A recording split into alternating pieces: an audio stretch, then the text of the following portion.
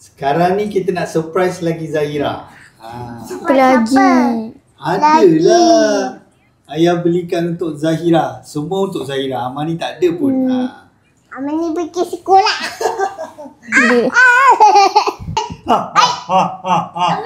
Apa tu? Ni kakak punya lah. Tengok. Oh ya. Ni pun kakak punya. Nelong semua limited edition tau. Yelah. Kejap lah. Duduk dengan kakak unboxing. Ayah, kalau warna sama. Sama lah. Tu untuk adik. Adik kata adik nak.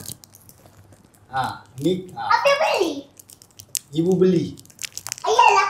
Ibu lah. Ayah. Okey. Tu. Ayah pun ayah. Apa nama dia? Nelong. Nelong. Apa kakak? Nylon. Semua ayah beli untuk Zahira limited edition. Kuat-kuat je. Bukan unboxing.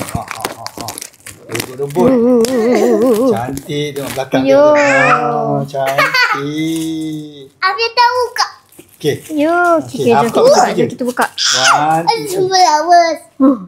Okey. Cepat. Adik dah ready. Are you ready? 2, 3. Color yellow. Slow. Kejap ambil ni dulu. Dia punya cover. Dia punya grip. Clip dia. Wait.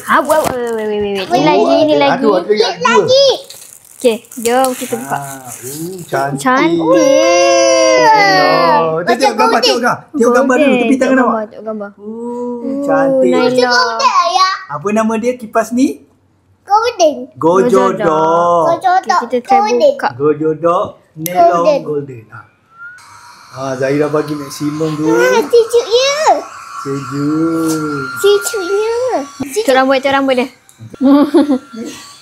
Dia terbang-terbang. Ada 2 kipas rambut dia. Kakak, seronok tak? Seronok. Tapi ayah bagi untuk Afiah. Dapat 2 dapat. Yang ni satu yang Nelong tak? Sejuk. Ada apa lagi dalam tu tak?